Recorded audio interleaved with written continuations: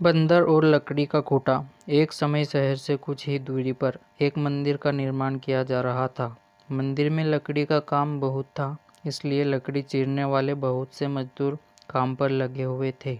यहाँ वहाँ लकड़ी के लट्ठे पड़े हुए थे और लट्ठे व सहती चीरने का काम चल रहा था। सारे मजदूरों को दोपहर का भोजन करने के लिए शहर जाना पड़ता था, इसलिए दोपहर के समय 1 घंटे तक वहाँ कोई नहीं होता था। एक दिन खाने का समय हुआ तो सारे मजदूर काम छोड़कर चल दिए। एक लट्ठा आधा चीरा रह गया था। आधे चीरे लट्ठे में मजदूर लकड़ी का कीला फंसाकर चले गए। ऐसा करने से दोबारा आरी घुसाने में आसानी रहती है। तभी वहाँ बंदरों का एक दल उछलता कूदता आया। उनमें एक शरारती बंदर भी था, जो बिना मतलब चीज़ों से छेड़छाड़ करता रहता था। पंगे लेना उसकी आदत थी।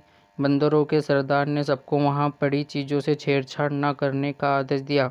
सारे बंदर पेड़ों की ओर चल दिए, पर वह शैतान बंदर सबकी नज़र बचाकर पीछे रह गया और लगा अड़ंगेबाजी करने। उसकी नज़र चिरे लट्ठे पर पड़ी। बस वही उसी पर पील पड़ा और बीच में उड़ाए गए कीले को देखने लगा। फिर उसने पास पड़ी आरी को देखा, उसे उठाकर लकड़ी पर रगड़ने लगा। उससे कीर कीर की आवाज़ निकलने लगी तो उसने गुस्से से आरी पटक दी। उन बंदरों की भाषा में कीर कीर का अर्थ निखट्टू था। वह दोबारा लट्ठे के बीच फंसे कीले को देखने लगा।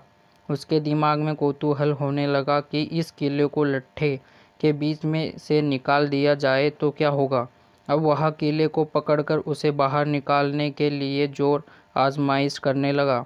लट्ठे के बीच फंसाया गया कीला तो दो पाटों के बीच बहुत मजबूती से जकड़ा गया होता है, क्योंकि लट्ठे के दो पार्ट बहुत मजबूत स्प्रिंग वाले क्लिप की तरह उसे दबाए रहते हैं। बंदर खूब जोर लगाकर उसे हिलाने की कोशिश करने लगा। कीला जोर लगाने पर हिलने खिसकने लगा तो बंदर अपनी शक्ति पर खुश हो गया। वह और जोर से खों खों करता सरकाने लगा। इस धींगा मुश्ती के बीच बंदर की पूंछ दो पाटों के बीच आ गई थी, जिसका उसे पता ही नहीं लगा।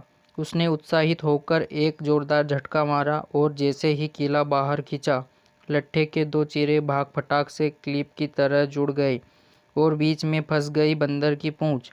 बंदर चिल्ला उठा। तभी मजदूर वहां लौटे। उन्हें देखते ही बंदर ने भागने के लिए जोर लगाया तो उसकी पूंछ टूट गई। वह चीखता हुआ टूटी पूंछ लेकर भागा। कहानी सुनाकर करटक बोला, इसलिए कहता हूँ कि जिस काम से कोई अर्थ न सिद्ध होता है उसे नहीं करना चाहिए। व्यर्थ का काम करने से जान भी जा सकती है। अरे अब भी पिंगलक जो शिकार करके लाता है उससे हमें भरपेट भोजन तो मिल ही जाता है, तब बेकार ही झंझट में पड़ने से क्या फ़ायदा।